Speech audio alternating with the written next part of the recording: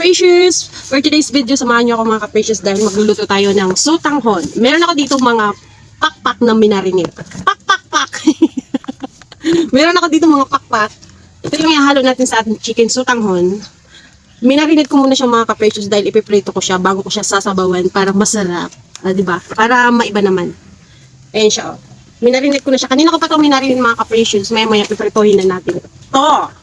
Tapos, meron ako dito gulay, repolyo, na ginayat-gayat kasi ihalo natin to pag naluto na yung ating sotanghon. And syempre, naganda na din tayo ng ating mga sangkap. Ito na yung ating bawang sibuyas at saka luya. Syempre, hindi mawawala yung luya pag nagluto ka ng sotanghon. At saka ito, kamatis. At yung pinaka main ingredient, chicken, sotanghon, yung Chinese. Pa, longko. Yung pangalan ng, pa, longko, vermicelli. Ano kaya itong pangalan? Basta, sotanghon. Pa-Chinese pa eh. So, ay mga ka-precious, samahan niyo ako at lulutuin natin to para may ulam tayo. Kahit mainit ang panahon, magluluto pa rin tayo ng may sabaw. Let's go! Ay mga ka-precious, nagpainit na tayo ng kawali. Ayan na siya! Mainit na siya mga ka-precious, kaya ilalagay na natin ng mantika para mag-start na tayong magprito ng ating minarinate na pakpak ng manok. So ayan, hayaan lang muna natin yung kumulo. Tapos, ayan. Nilagay ko na sa plato yung mga pakpak ng manok mga ka-precious para makatulo. Para hindi tumalsik. Ngangarati kasi yan eh.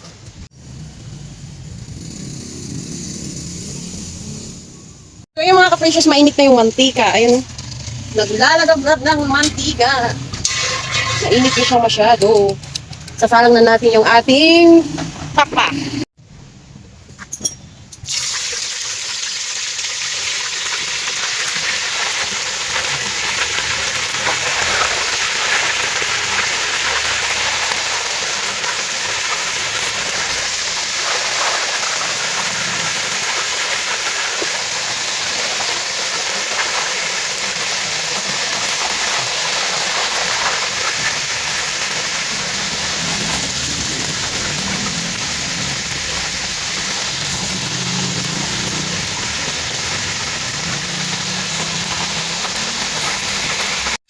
So ayun na mga ka-precious, sinalang ko. Isang salangan na lang yung ginawa ko kasi kasya naman sa isang kawali.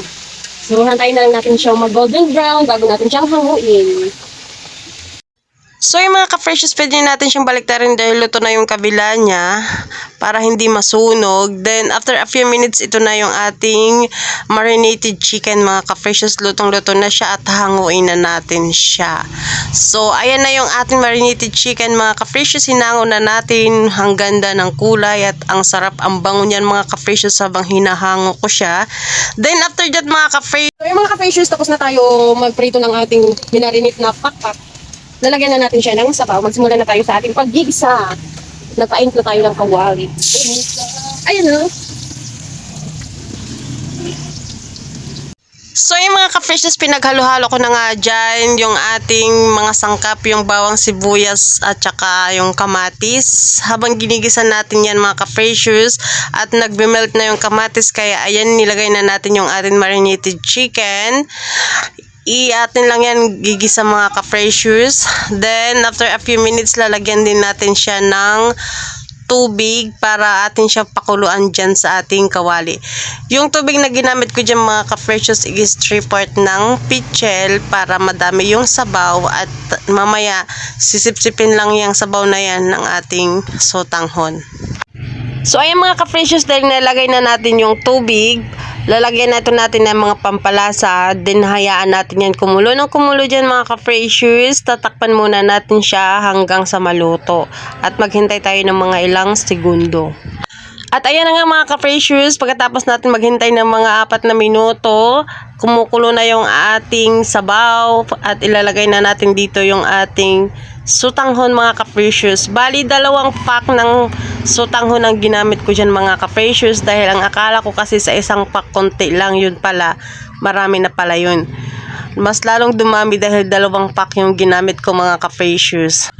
So ay mga ka-precious, after natin mailagay yung ating mga sutanghon, isasabay na din natin yung ating mga ginayat na repolyo kanina. Isasabay ko na yung mga ka-precious dahil mas gusto ko kasi sa repolyo yung lutong-luto. Ayaw kasi ng half cook sa repolyo, kaya ayan, pinagsabay ko na siya hanggang sa maluto.